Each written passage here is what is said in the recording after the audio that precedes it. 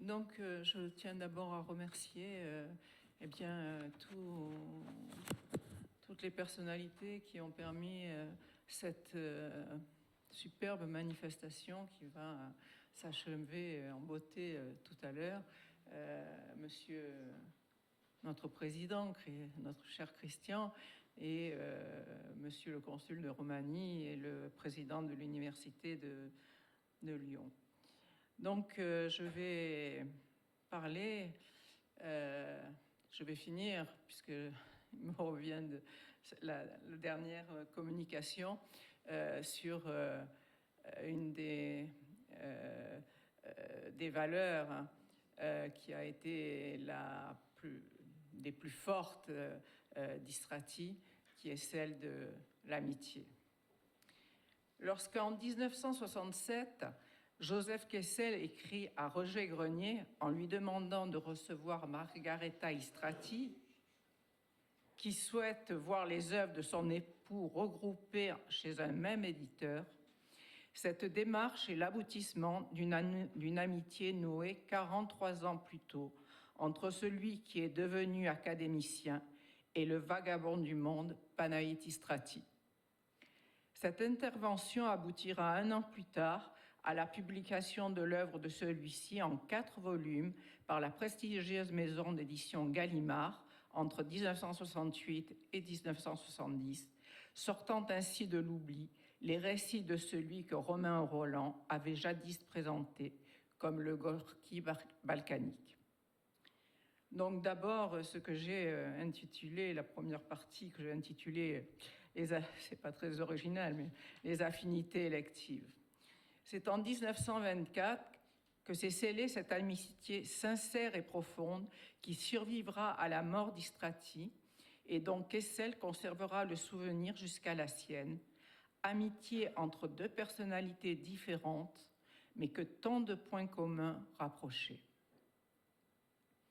La rencontre qui en fut le point de départ est racontée ainsi par Kessel dans la préface qu'il consacra à Ankrangel lors de sa parution. Je cite : « C'était en 1924, vers la fin de l'année, entre la place Blanche et la place Pigalle. 2 hommes allaient de l'une à l'autre sans en avoir véritablement conscience. Ils s'arrêtèrent brusquement, et le plus âgé, qui avait la face longue et creuse d'un loup affamé, cria : « Nous sommes du même chemin !» »« De la même étoile !» cria le plus jeune. « Alors ?» dit le premier. Il sortit un couteau de sa veste, en fit surgir la lame, entailla son poignet gauche, saisit la main de son compagnon, l'incisa au même endroit et l'appliqua sur la sienne de façon à joindre les lèvres des 2 coupures. Et d'une voix qu'un accent étranger faisait vive et chantante, il dit : « Chez nous, quand 2 vagabonds se reconnaissent pour frères, ils le signent de leur sang. » L'homme au couteau était Panaït Istrati. Il replia la lame, noua un mouchoir autour de son estafilade, mit cette main sur mon épaule et nous reprîmes notre promenade bien heureuse.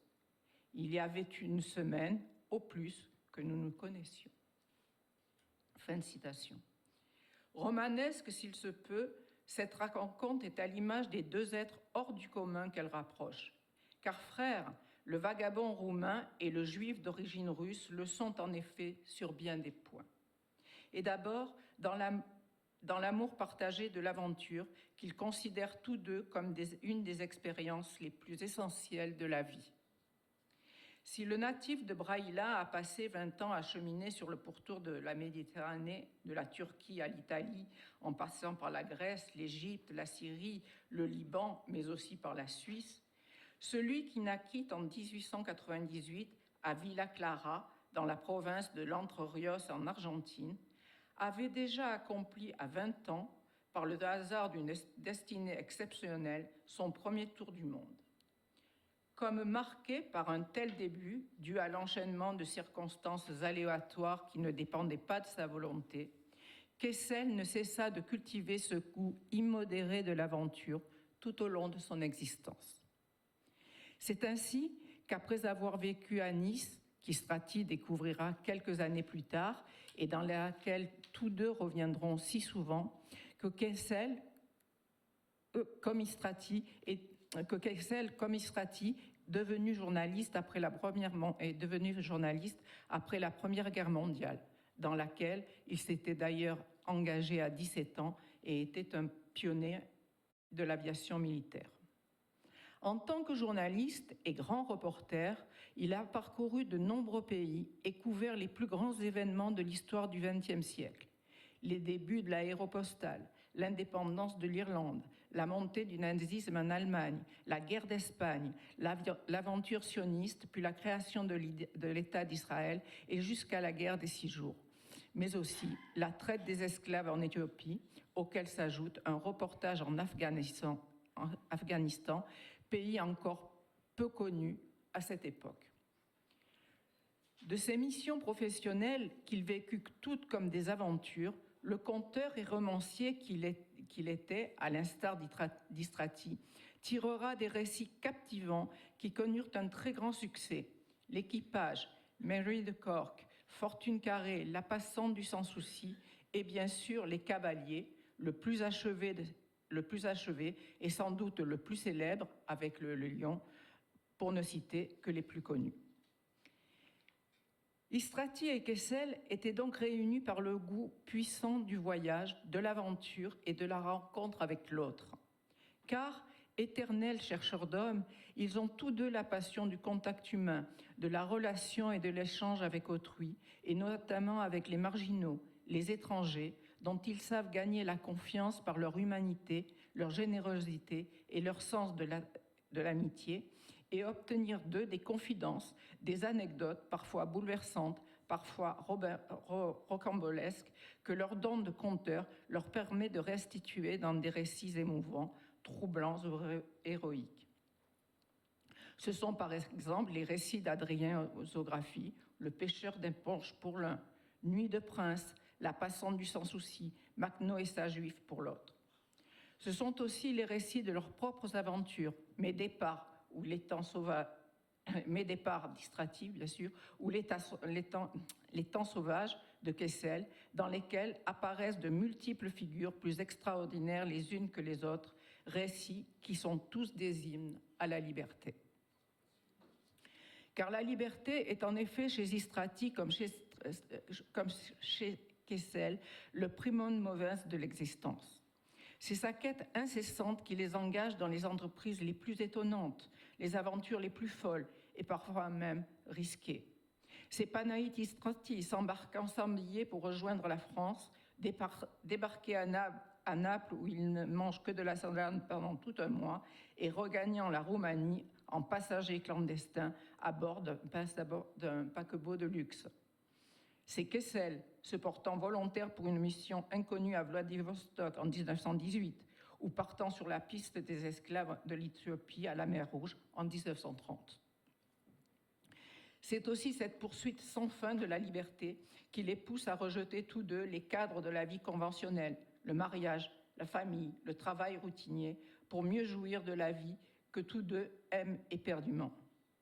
Personnalité passionnée, régis par les émotions plus que par la raison, ils aiment la fête, les femmes, le vin et sont souvent emportés par leurs sentiments tumultueux qui les portent à des conduites caractérisées par la dépense de soi et l'excès. Et si l'exubérance et les excès en tout genre sont plus spectaculaires chez le Russe Kessel que chez le Roumain Istrati, celui-ci est cependant bien le batelier fou sur le fleuve de la passion, comme il se définit lui-même. Vagabonds et aventuriers, Panaït Istrati et Joseph Kessel ont en commun le culte de l'amitié, et leur œuvre respective est aussi une ode à ce qui leur apparaît à tous deux comme le plus pur des sentiments humains.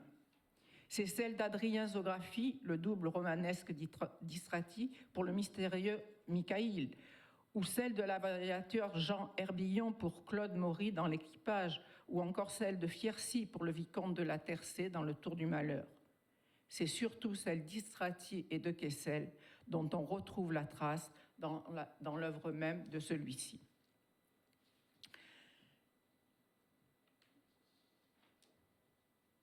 Donc, l'impact, je vais traiter maintenant l'impact littéraire de cette amitié qui a été brève mais très intense. Si la démarche de l'académicien auprès de Gaston Gallimard pour faire rééditer les œuvres d'Istrati 33 ans après sa mort et alors qu'il est complètement oublié, apparaît comme le témoignage d'amitié le plus éloquent, Joseph Kessel n'a pas attendu ce moment pour manifester son attachement et son admiration pour l'écrivain roumain dans différents cadres littéraires ou journalistiques. C'est ainsi qu'avant même de le connaître personnellement, il lui consacre un article élogieux dans les colonnes du journal La Liberté du 18 février 1924, intitulé « Un vagabond », où il retrace avec beaucoup de sensibilité l'itinéraire aventureux de l'écrivain roumain qui vient de publier Kira Kiralina. Plus tard, le 2 avril 1934, un an quasiment jour pour jour avant le décès d'Istrati, Kessel écrit un nouvel article dans Le Matin dans lequel il évoque, sous le titre « Le pèlerin du cœur », la trajectoire magnifique et tragique de celui qui est à présent devenu son ami. Plus tard encore, réunissant les textes dans le volume Des hommes, monument à l'amitié, selon les termes du biographe de Kessel, Yves Courrière, Kessel y fera figurer la préface à Oncle Angel, citée plus haut. Mais plus révélateur encore que ces articles de presse de l'attirance, voire de la fascination qu'Istrati exerça sur Kessel, apparaît le fait que l'auteur de Kira Kiralina est évoqué 2 fois au sein de l'œuvre de fiction de Kessel. La première, nommément et à 2 moments différents du récit, dans La Passante du Sans-Souci, publiée en 1936, soit 1 an après la mort d'Istrati. Je cite le texte de La Passante du Sans-Souci. « Et je rapportais à Max l'aventure de Panaït Istrati, le conteur tuberculeux, affamé et génial, qui, des plus humbles métiers, a composé des récits sans pareil. » Et plus loin encore, toujours dans La Passante du Sans-Souci, dans un dialogue toujours avec le petit Max. Je cite encore.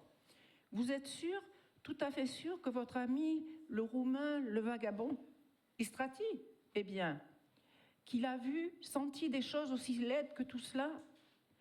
Istrati avait plus de 40 ans, lui dis-je, qu'il ne savait pas encore comment on mange à sa faim.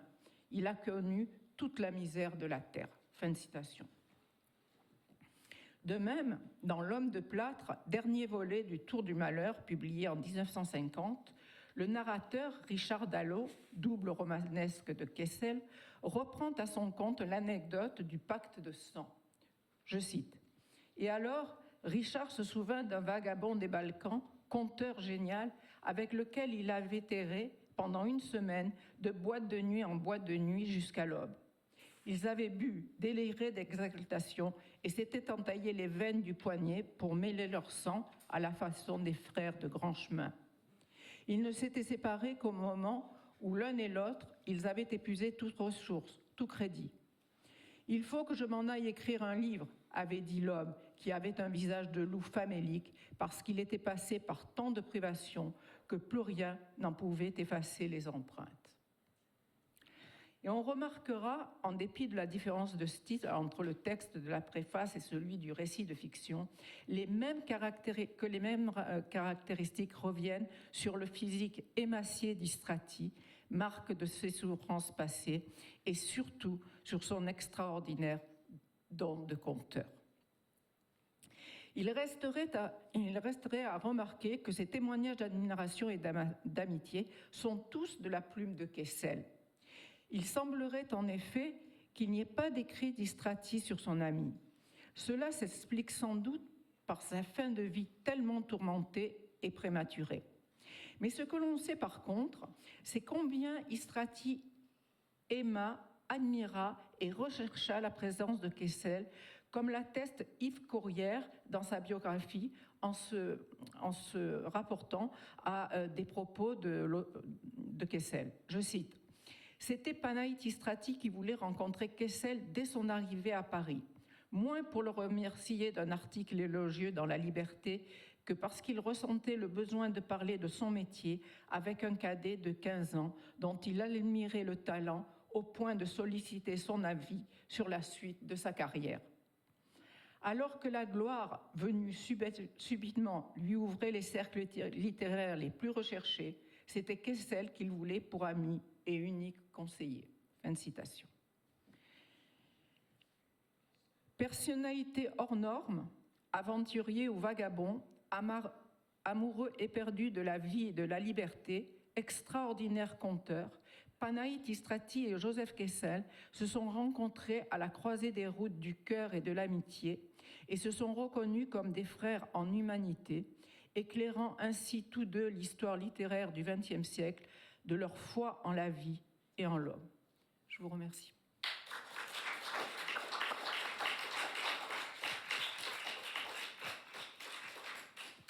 Merci beaucoup, Frédérica, bien que je n'ai pas pu assister à l'ensemble de ton exposé.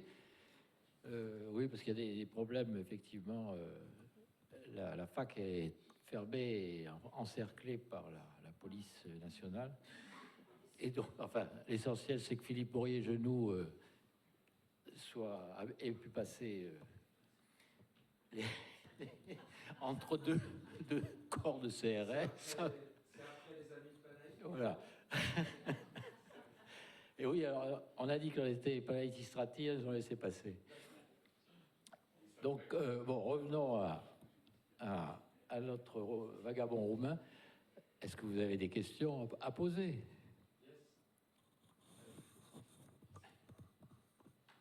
Merci. Bon, merci pour cet éclairage sur les relations entre Panaïtis Strati et un écrivain très connu et qui admirait Istrati, ça c'est bien. Par contre, tu as cité, alors c'est une anecdote, c'est pas pour le casser, Kessel, mais tu as cité Makhno et sa juive. Est-ce que tu te souviens de ce bouquin? Parce que j'ai l'impression que Kessel mélange réalité et fiction.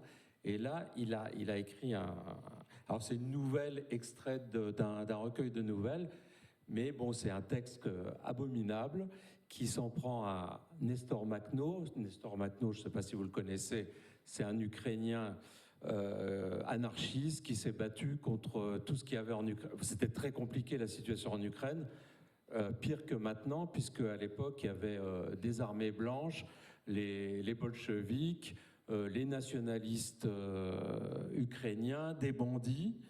Et effectivement, tous ces groupes-là, quand ils arrivaient dans des villages où il y avait des juifs, il y avait des pogroms. Sauf que Makhno, lui, si on peut trouver des accusations de pogrom, il n'y en a pas, parce qu'il avait dans son état-major, il y avait des juifs, notamment Volin, qui a écrit toute l'histoire de ce mouvement. Et donc ce texte qui a été publié en 24 ou 26 a fait beaucoup de mal à Makhno qui vivait en exil à Paris. Et alors il y a un roman de fiction justement qui a été fait sur ce sujet où c'est Makhno qui rencontre Kessel. Alors je sais plus l'auteur, mais ça vaut le coup de le lire parce que bon, il veut le tuer parce qu'il a écrit des calomnies sur lui. Et puis c'est un peu une nuit de beuverie, à peu près la même chose que tu as raconté. Donc il a dû s'inspirer de l'œuvre de Kessel, là, ce romancier contemporain. Puis finalement, à la fin de la nuit, il le tue pas. Enfin là, j'ai spoilé, c'est con.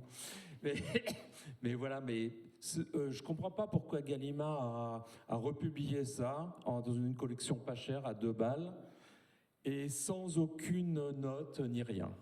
Alors, sur Makhno et sa juive, il y a beaucoup de choses à dire, effectivement. Alors, première chose,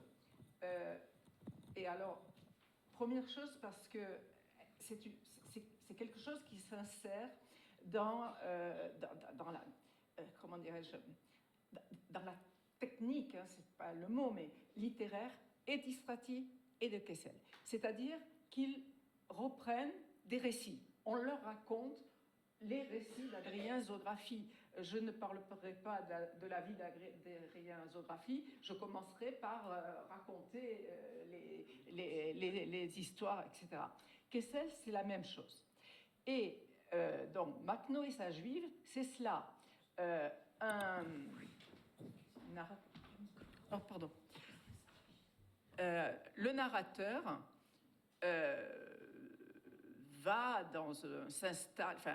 rencontre dans un comment dirais-je, un café russe des années 20. Il y en avait énormément de ces cafés russes à Paris, et il rencontre quelqu'un qui lui raconte, quelqu'un qui lui raconte l'histoire de Makhno. Le quelqu'un, c'est-à-dire le second narrateur, étant lui-même quelqu'un qui a participé aux expéditions, aux actions punitives de Makhno. Alors, il est certain là que Kessel n'est pas allé vérifier, enfin il est certain, les spécialistes de Kessel sont convaincus qu'il n'est pas allé vérifier les sources. Voilà. Il n'est pas allé vérifier les sources et il a raconté ce qu'il a raconté. Voilà. Alors c'est vrai que c'est un... Cela dit, il y a deux parties dans Makhno et sa juive. Il y a la première partie des massacres, de la violence, mais horrible, qui met bien en avant aussi ce caractère, cette recherche de l'excès chez Kessel. Et de la seconde partie, il y a justement le retournement de Makhno qui devient, comment dirais-je,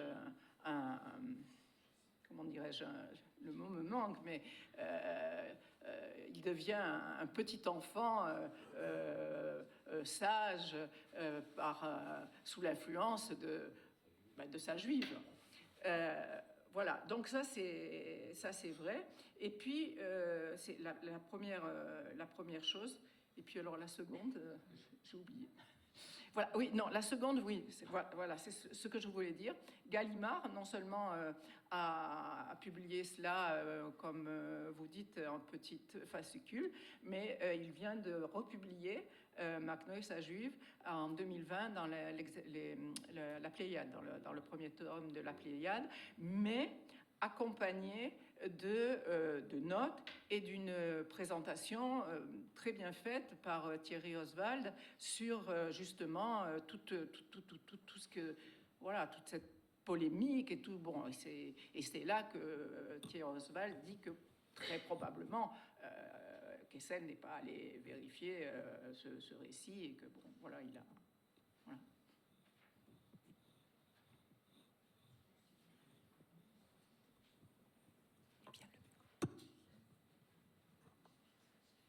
Je ne sais pas si vous connaissez la librairie La Rose de Java à Paris. Oui, oui, oui. Enfin, je ne la connais pas, enfin, je la connais. Les oui. vitrines sont pleines de Kessel.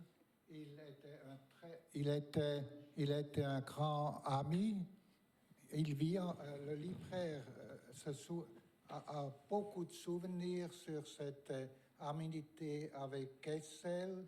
Il possède un très précieux manuscrit de Kessel, etc. Mais si vous le connaissez, je ne dois pas vous dire ça, mais je voulais dire, si jamais à Paris, il y a encore quelqu'un qui était ami de Kessel, et je pense qu'il s'est énormément à raconter, à dire sur Kessel. Ouais. Oui, je vous remercie. Et effectivement, je n'y suis pas encore allée. Je compte bien y aller, mais je n'y suis pas encore allée. Et il s'appelle Hubert, mais son nom m'échappe là. Son nom de famille m'échappe. J'ai acheté un Istrati chez lui. Ah oui. Il est aussi pour Istrati, pas seulement, mais c'est normal s'il est ami de Kessel. Il est ami d'Istrati. Et il a été l'un des... parce que Kessel a cultivé de multiples amitiés dans sa vie. Et évidemment, comme il est mort assez âgé, il a vu au fur et à mesure, il a perdu ses amis. Mais il a eu ce sens de... il a été très affecté par la mort de ses amis, comme Pierre Lazarev, comme Gallimard. Mais vers la fin de sa vie, il a su s'entourer de nouveaux amis plus jeunes. Et ce monsieur, Hubert, dont le nom m'échappe, a fait partie du dernier cercle d'amis. Et il était très jeune à l'époque, il avait 17 ans. Et vraiment, ça a été très très fort entre eux. Même là, ils ont eu des aventures parce que ce jeune est parti en Amérique du Nord puis du Sud. Enfin, il y a plein d'anecdotes enfin bon, il part sac à dos, il se repose dans un Central Park et la police le prend. Comme vagabondage, il dit téléphonez, je vous donne le numéro, Joseph Kessel, etc. Et on téléphone effectivement, et Kessel vient. Et Kessel vient, répond bien sûr, et Kessel vient. Enfin bon, toute la vie de Kessel, c'est ça. Et il y a bien des points communs entre cette vie de Kessel et celle d'Istrati, à la différence malheureuse que Kessel est mort à 83 ans et que malheureusement Istrati lui est mort beaucoup plus jeune.